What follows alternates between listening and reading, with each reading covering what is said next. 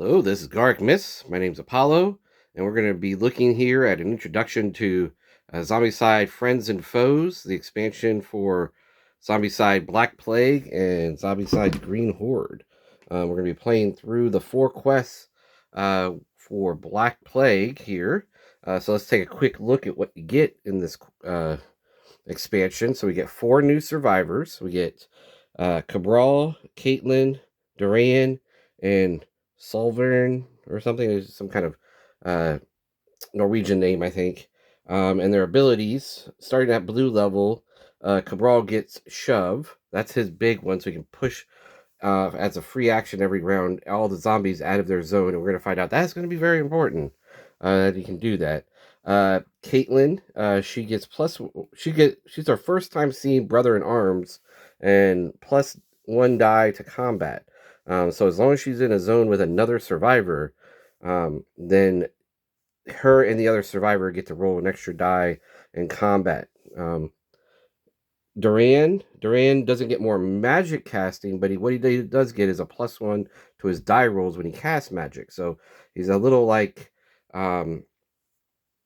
Silas in the original one, where he can roll a lower value and still succeed. So he's more likely to hit, even though he doesn't get more attack actions. And then Solveig, she has Born Leader. This is the first time I'm seeing that. What that allows her to do is give another survivor an action for the round, or for until her next turn, I should say. So it could be in the beginning of the next round. And then they have their higher level abilities we'll get into. There are new items, and so they have new body slot things. Let's see. Caitlin, she can have a horn bow. We'll see about that. A heavy dagger for Cabral. Power wave spell for Duran, and then Solvern. She can have a heavy sword. So we'll see what those items do. And then for the zombies, we have a new abomination called the Tainted Abomination, kind of like a Minotaur zombie mutant guy. And then there are the Tainted Walkers here. And what happens on these is when you kill them in your zone, they explode and throw like acidic blood on you. And in the case of the Abomination, that means you won't be able to block it with armor rolls. But the other ones you can block with armor rolls. This only affects the person who's doing the melee attack. So even if you're a zone and someone kills one of these, it doesn't splash onto you. It just splashes on the person doing the melee attack. So as long as we can kind of attack them from out of the zone, we're okay. So those are the new foes. Also, our walkers here do 2 points of damage when they attack you. Let me just verify. And the acid splash. So that's something, again, that's a little new here. Yeah, they do 2 damage. So that means you can't get hit with 2 of those walker attacks, or else you'll die.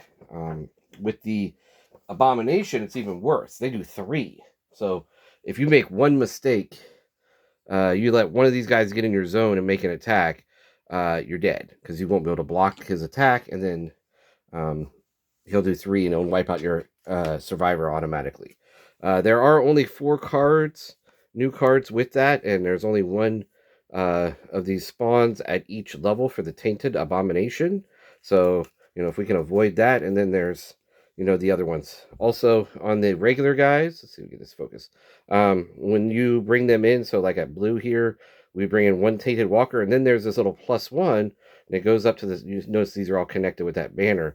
+1, that means they go to what's called the Horde.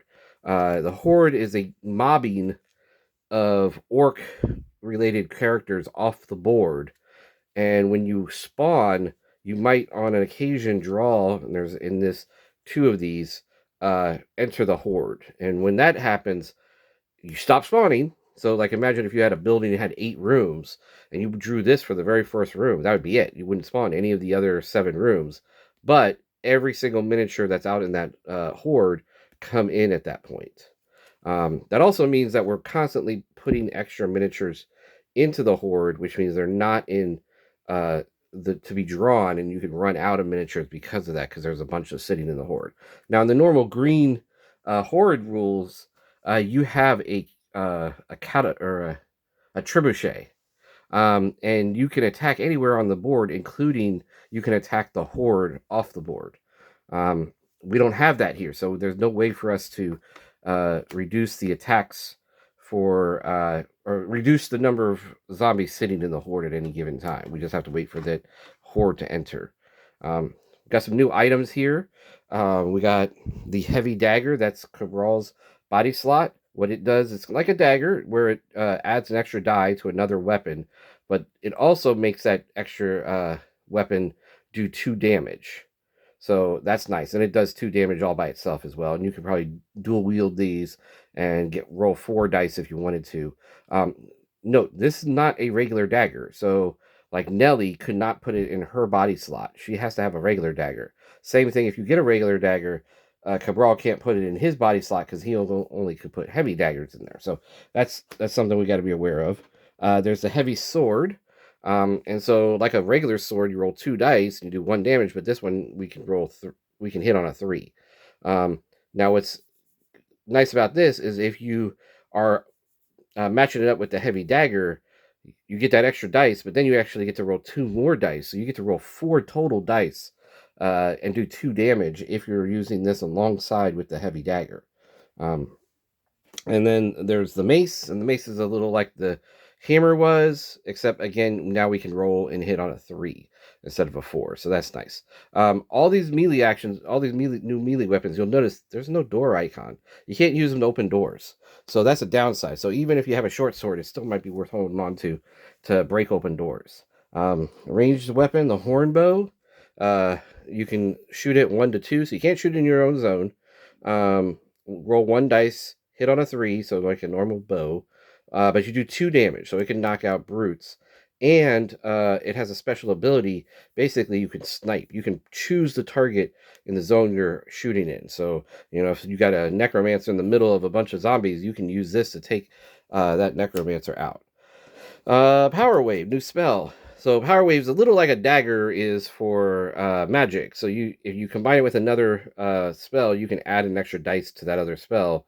By itself, it does 0 to 1, roll 2 dice, 4 damage, and 1 point of damage there. But like, you know, if you have this, and you can think Duran has this in his body slot, and he's wielding a lightning bolt and a death strike, then each of those he gets to roll 2 dice on.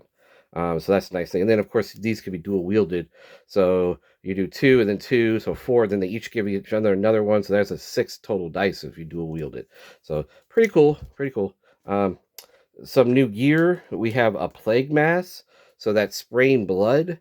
If you have this in your inventory, then it makes you immune to the tainted blood spray. And I'm guessing that because it's called the same exact thing, tainted blood spray for the abomination, that also works for the abomination when he dies in your zone. And then we've seen the foes. These are not necessarily our friends we're talking about, these new survivors. We got some familiars in this. So familiars, there's 3 types. There's dogs, there's winged cats, and then there's wolves. And each one gives you kind of different bonus stuff. So for the dogs, if you have one of these familiars in your backpack, because that's where they go. If you have one of these familiars in your backpack, you get a miniature, and that miniature comes along with you. And as long as it's kind of like, I would say it's in passive mode, where it's just kind of following along, helping you out. It moves with you. If you get hit with speed, it also moves with speed. If you have an extra move action, it gets to take that extra move action. So it's just kind of tied to you. And while it's with you, you get a +1 die to melee. So you can be more effective in melee with it. I assume it's like kind of attacking and distracting the zombies in your zone while you're doing that. For the winged cat, when it's just in passive mode, it gives you an additional maximum range on your spells and ranged attacks, and it gets you what's called bird's eye view, and I'll come back to that in a second.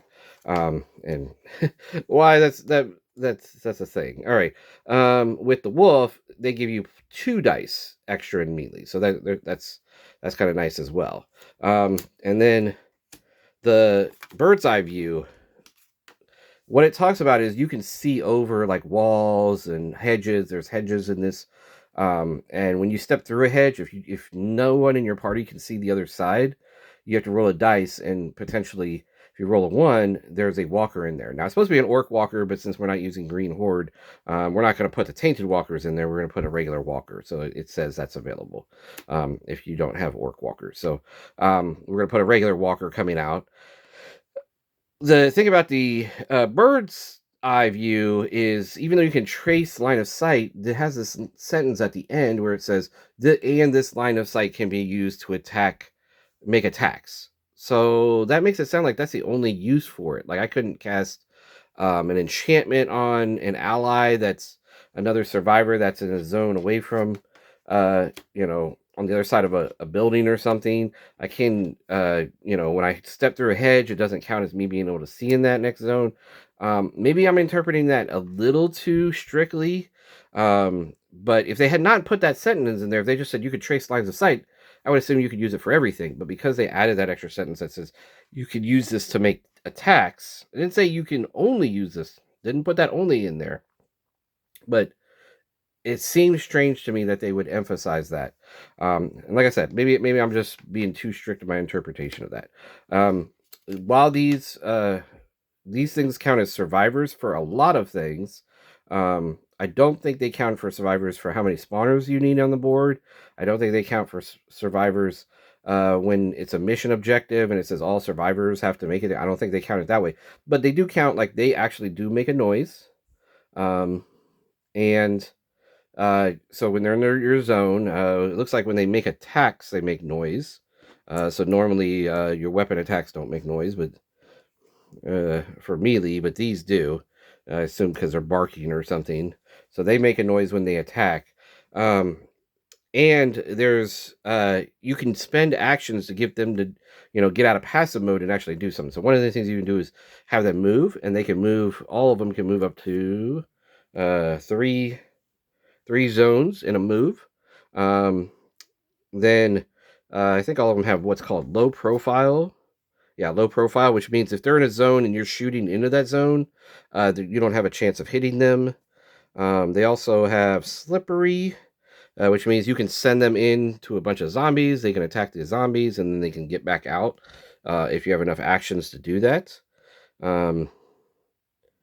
That's pretty much all it is for the wolves. And then for the dogs, they can also do a search.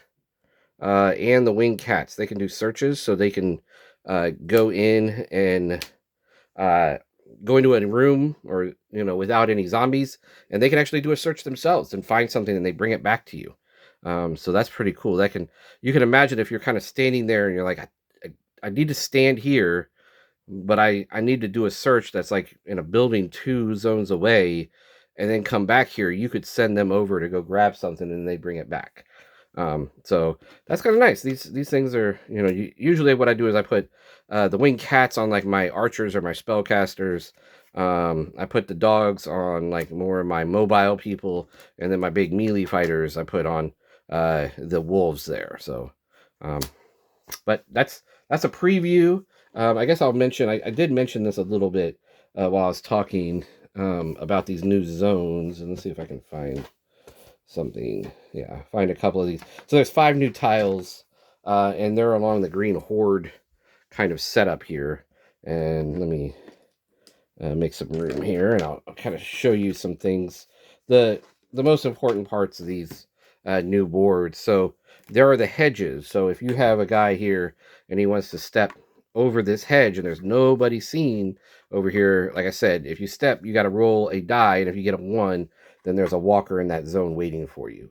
Now, if there's another person like over here and they can see, you can step there freely. So it's not a big deal. So sometimes what I do when I have a pet is I'll send them first because they have that slippery ability, and then kind of get them in position, and then I'll have my person go in after, just because if there's a spawn there, the pet can come back, easily, whereas me, it's a little harder, because of the getting out of a zone with a zombie.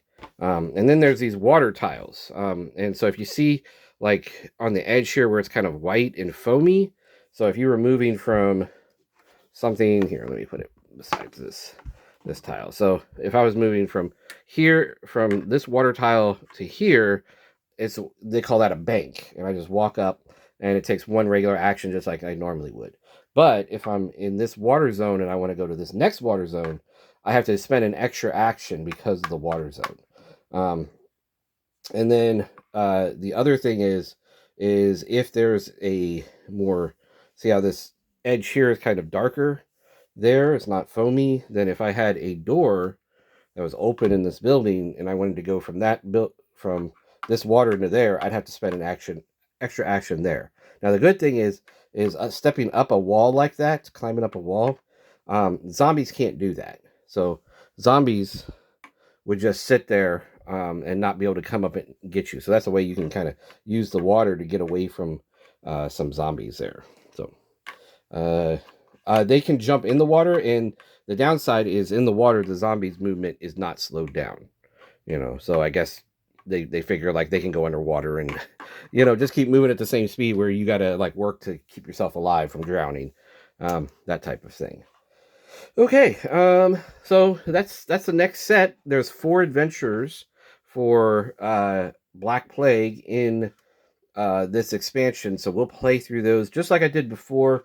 The new survivors I will use on every, and we will cycle through the survivors from Black Plague to join them, and do those quests. All right, hope you look forward to seeing that stuff. We'll see you in the future. Take care.